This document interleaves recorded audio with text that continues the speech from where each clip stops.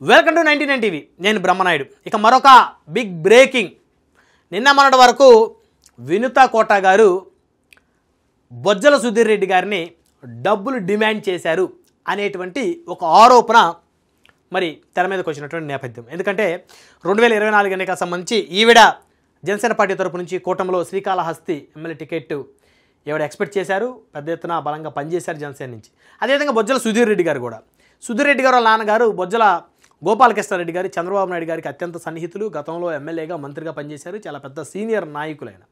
So మరి ఆయన మరణం తర్వాత రాజకీయాల్లోకి వచ్చారు సుధీర్ రెడ్డి గారు. సో ఆ క్రమంలోనే ఆ సాన్నిహిత్యంతో ఆ కుటుంబంతో చంద్రబాబు గారు బొజ్జల సుధీర్ రెడ్డి గారికి అవకాశం ఇచ్చారు. అయితే వినుత కోట గారి ఎపిసోడు, డ్రైవర్ రాయుడు హత్య, ఆ ఉదంతం, ఆ తర్వాత ఆవిడ ఎన్నికలకు ముందు నేను సపోర్ట్ చేయాలి మీకంటే ఖచ్చితంగా నాకు 8 కోట్లు, 10 కోట్లు, 20 కోట్లు అని చెప్పేసి బొజ్జల సుధీర్ రెడ్డి గారిని ఆవిడ డిమాండ్ చేశారని చెప్పేసి ఒక ఎపిసోడ్ తెర మీదకి వచ్చిన పరిస్థితి ఉంది గతంలో.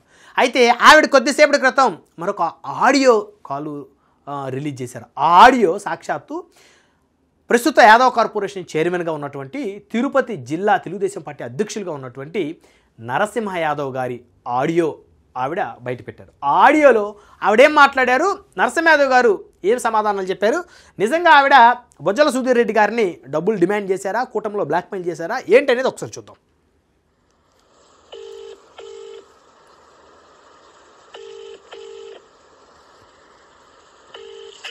హలో అంకుల్, నమస్తే అంకుల్. నేను వినుతా అంకుల్. బాగున్నాను అంకుల్. అదే నేను ఆలపాటి రాజా ఆయన ఉన్నారు కదా, ఆయన ఫోన్ చేశారు, మాట్లాడారు అని చెప్పాను. అడిగారు, కనుక్కున్నారు. నేను రోజు మీరు చూస్తున్నారా, క్యాంపెయిన్ చేస్తున్నాము, బలంగా చేస్తున్నాం మీ క్యాండిడేట్ కంటే. కాదు అంకుల్, జనసేన తీసి నేను వైసీపీ పెట్టినాను అన్నాడు అంకుల్ లైవ్ వీడియోని. నేను ఇంతవరకు ఒక ప్రెస్ స్టేట్మెంట్ ఇవ్వలేదు అంకుల్. కానీ మీరు చెప్పారని నేను అతనికి ఓట్స్ పోతాయని ఒక మాట, అది తప్పు అని కూడా చెప్పట్లేదు. చూడండి అంకుల్, నన్ను అయినా కూడా పిలవట్లేదు, బాలకృష్ణ మీటింగ్ కి పిలవలేదు, దేనికి పిలవట్లేదు. ఈ రోజు అంకుల్ బలిజ మీటింగ్ జరుగుతుంది. ఆర్గనైజర్ ఎవరో వదిలేయండి, పల్లమాల సుధాకర్లే అంకుల్, వదిలేయండి, తెలుసు మనకు కూడా. నా పేరు లేదు అంకుల్, నేను బలిజనాన్ని కాదా? లేదు అంకుల్, నేను ఇన్విటేషన్ మీకు పంపిస్తా చూడండి. లేదు కాదు అంకుల్, మీరు మనస్సాక్షి మీద ఒట్టేసుకుని మీరు చెప్పండి, నేను అతన్ని ఇంత డబ్బు నాకు ఇవ్వండి అని డిమాండ్ చేశాను అంకుల్. మరి ఎందుకు అంకుల్, మరి ఎందుకు అంకుల్ ఈయన ఇంత ఇది ఉన్నాడు, ఎందుకు నేను చేశాను అంకుల్? కాదు, వాళ్ళ అమ్మ నేను 20 కోట్లు అడిగానని చెప్తుంది అంకుల్. అమ్మ అబద్ధం కదా? ఏందంకుల్ ఇది? రోజుకొక ఫిగర్ చెప్తున్నాడు అంకుల్ అతను, రోజుకొక ఫిగర్. ఏందంకుల్, నాకంటూ ఒక మనస్సాక్షి, సెల్ఫ్ రెస్పెక్ట్ ఉన్నదా అంకుల్? ఈ రోజు బల్జ మీటింగ్ కి నన్ను పిలవలేదు, అందరూ ఫోన్లు చేస్తున్నారు, కోలానంద్ పేరు వేసినారు, అందరి పేర్లు వేసినారు, ఒక వీడియో ఏవి క్రియేట్ చేసినారు. నేను ఎవరు అంకుల్ అసలు? నాకు మిమ్మల్ని ఇది ఒక క్వశ్చన్ అడగాలనిపిస్తుంది. నాకు ఇంత ఇవ్వు, ఇన్ని కోట్లు ఇవ్వు అని డిమాండ్ చేశానా? ఏందంకుల్ ఇది? మీకోసం కష్టపడడానికి ఎంతైనా సిద్ధము అని చెప్పాం గానీ, నువ్వు నాకు 20 కోట్లు ఇస్తే, 8 కోట్లు ఇస్తే, 10 కోట్లు ఇస్తే నేను నీకోసం పని చేస్తాను, లేకపోతే నేను చేయనని చెప్పాను అంకుల్. ఇంత వరస్ట్ గా చెప్తున్నాడు అంకుల్ అతను ప్రతిరోజు. అంకుల్ మీరేమన్నారు ఆ రోజు? నేను వచ్చి మాట్లాడిస్తానమ్మా, నువ్వు ప్రెస్ మీట్ పెట్టద్దు అన్నారు. అందుకని కదా నేను ఇంతవరకు గమ్మునున్నాను.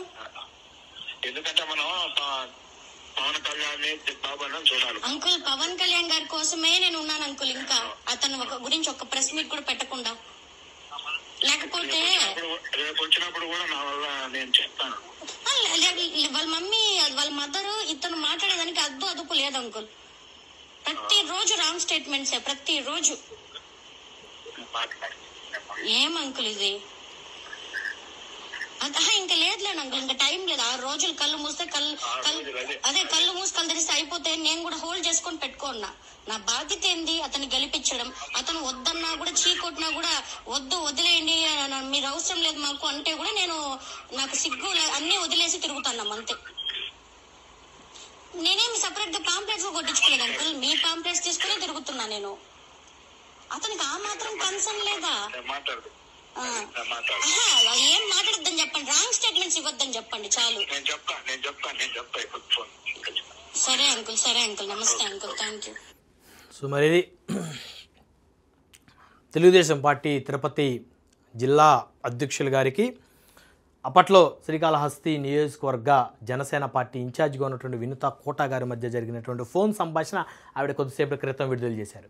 అంటే ఆవిడకి టికెట్ రానివ్వకుండా అడ్డుపడటము, అదేవిధంగా ఆవిడ దగ్గర పనిచేస్తున్నటువంటి డ్రైవర్ రాయుడికి డబ్బులు ఆశ చూపి మరి ఆవిడ అర్ధనగ్న వీడియోలు మరి బెడ్రూముల్లో బాత్రూముల్లో పెట్టి తీపించేటువంటి కుట్రకి తెరతీయటము అనేది తాము జీర్ణించుకోలేకపోతున్నామని చెప్పేసి వినుత కోట వర్గీయులు ఆవేదన వ్యక్తం చేస్తున్నారు.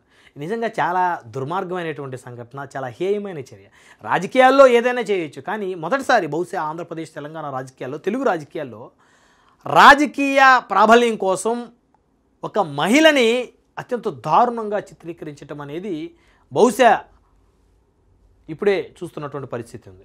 అయితే ఆవిడ ఎమ్మెల్యే బొజ్జల సుధీర్ రెడ్డి గారు ఎమ్మెల్యే కాకముందు పొత్తులో భాగంగా టికెట్ ఈవిడ కాకుండా సుధీర్ రెడ్డి గారికి వెళ్ళినప్పుడు సో ఈవిడ ఆయన్ని 5 కోట్లు 8 కోట్లు 10 కోట్లు 20 కోట్లు 30 కోట్లు డిమాండ్ చేశారని చెప్పేసి వచ్చినటువంటి ఆరోపణలు అవాస్తవం అని చెప్పేసి సాక్షాత్తు ఎవరైతే ప్రస్తుతం యాదవ్ కార్పొరేషన్ చైర్మన్గా ఉన్నటువంటి నరసింహ యాదవ్ గారు, అదేవిధంగా తిరుపతి తెలుగుదేశం పార్టీ జిల్లా అధ్యక్షులుగా ఉన్నటువంటి నరసింహ యాదవ్ గారు మరి ఆవిడతో మాట్లాడినటువంటి ఆ కాల్ రికార్డింగ్లో ఆయన స్పష్టం చేశారు, మీరు ఏం అడగలేదమ్మా, మీరు పార్టీ కోసం పనిచేస్తున్నారు, పవన్ కళ్యాణ్ గారి కోసం చంద్రబాబు నాయుడు గారి కోసం పనిచేయాలి, దయచేసి ఓపిక పట్టు, నేను కూడా చెప్తాను, నాదిన మనోహర్ గారికి కూడా ఫోన్ చేసి చెప్తాను అని చెప్పేసి ఆయన ఆవిడని కన్విన్స్ చేయటం.